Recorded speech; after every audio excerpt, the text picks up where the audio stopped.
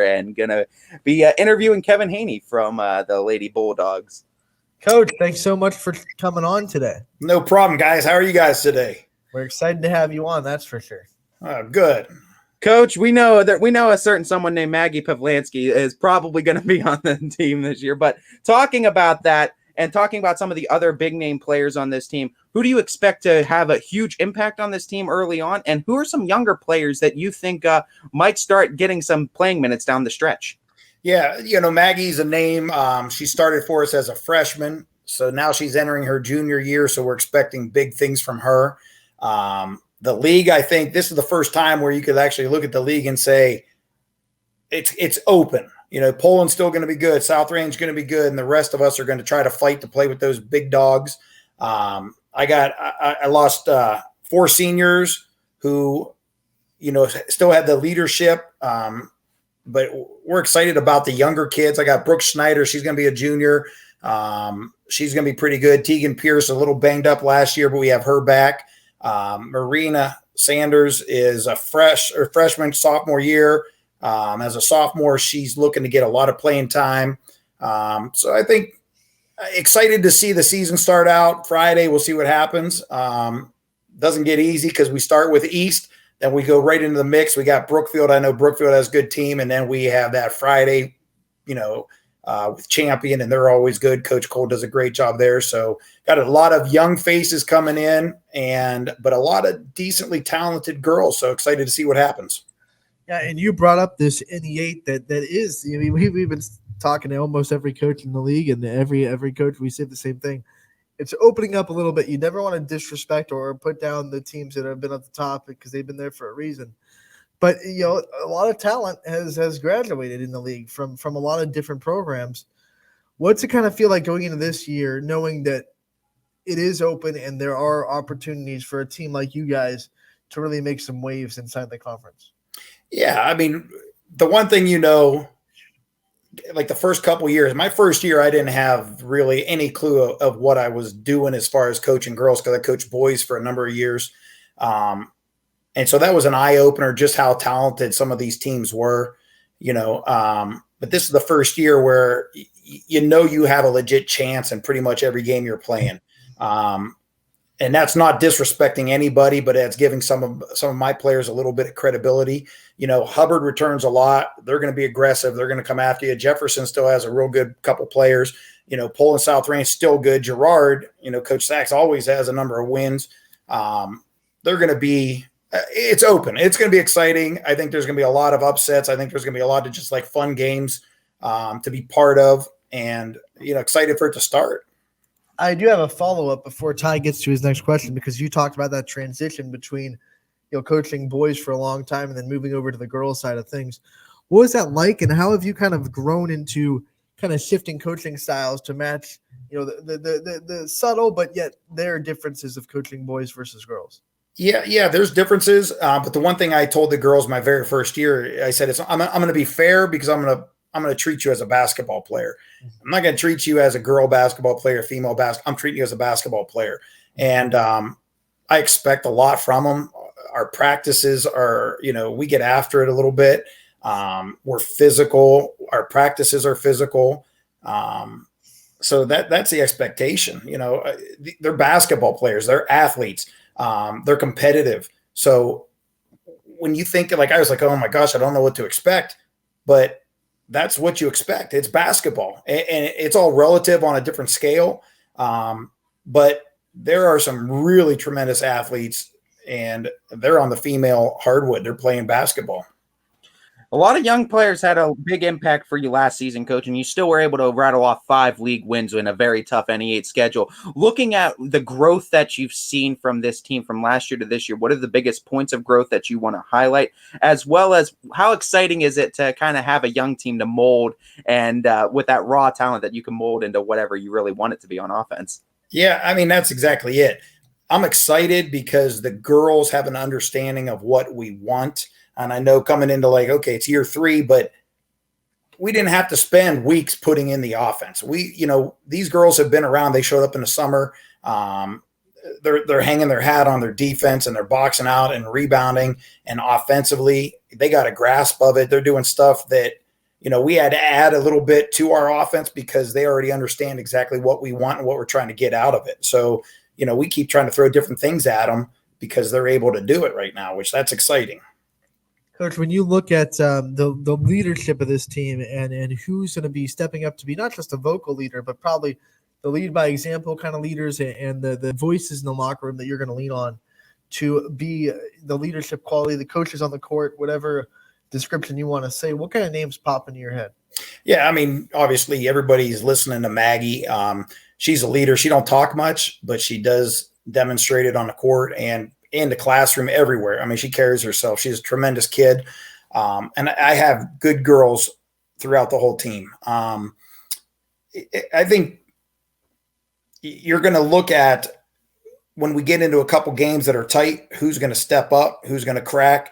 And I do like Brooke Snyder. She has a positive attitude all the time. And Marina Sanders, like I said, young kid that's always smiling. Even when I yell at her, she's smiling. So, I mean, it's going to be hard to crack these girls and just ready for it to start.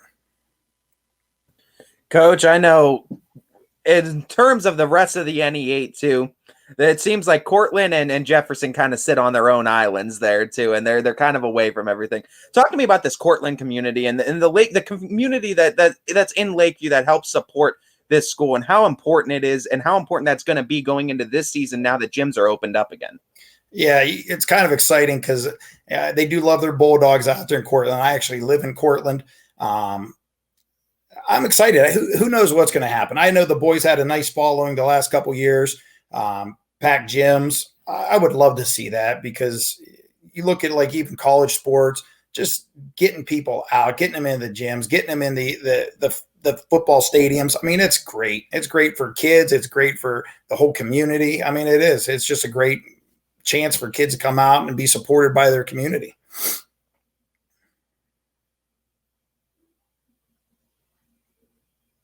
I think I lost your mic there. Yeah, there we go. I think I'm back now.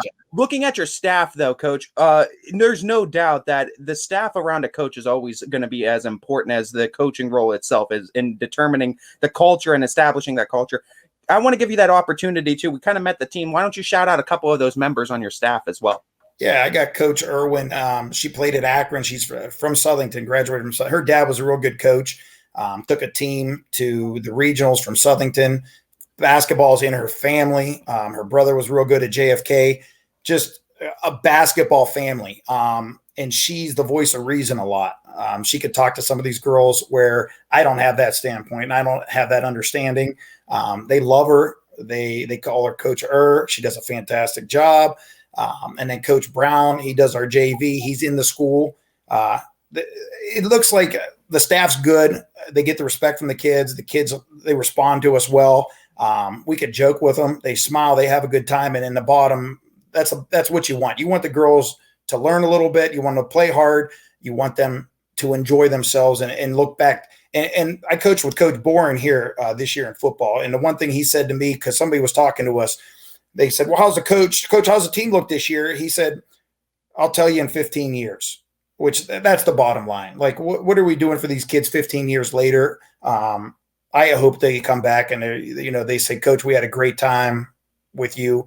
I still have past players. I have one down at the 7th grade level, Coach Zetterquist, who played for me my first year, just a great kid, loves the game of basketball, loves Lakeview and wants to coach. So I give her that opportunity. So, I mean, 15 years down the line, when I see these girls, they come back, Coach, we had a great time. That's what it's all about. It doesn't I know, yeah, we want to win the league. We want to make a good playoff run, but it's about the kids having fun and enjoying themselves.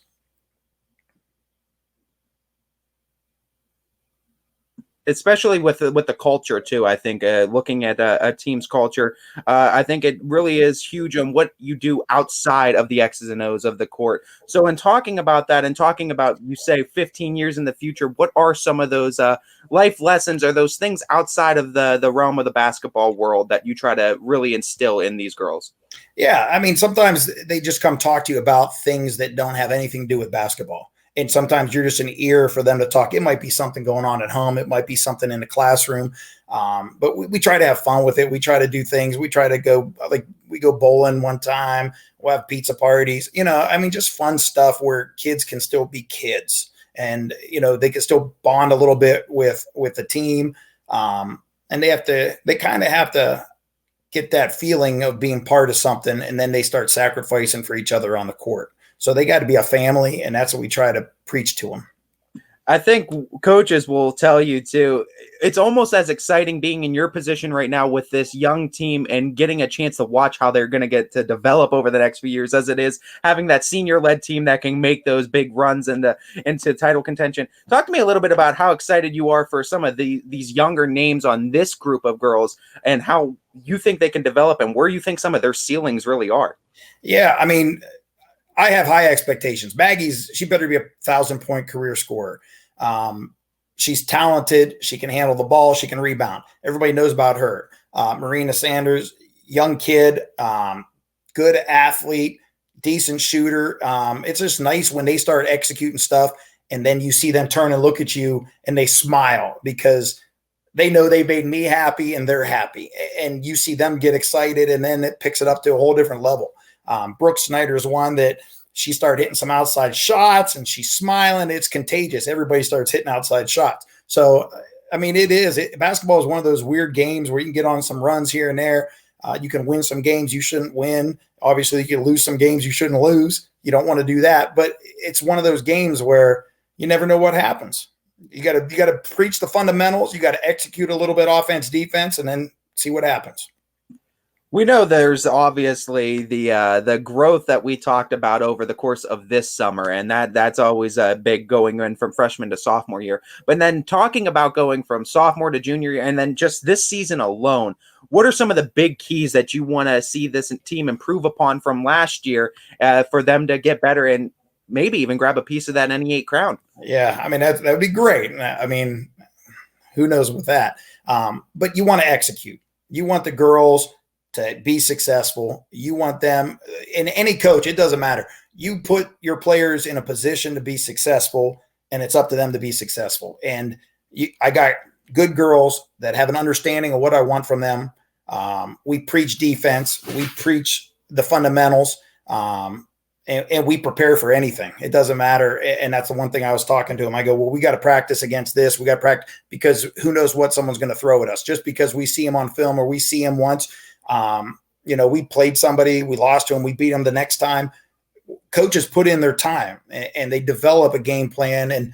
And I just want my girls to execute it. That's it.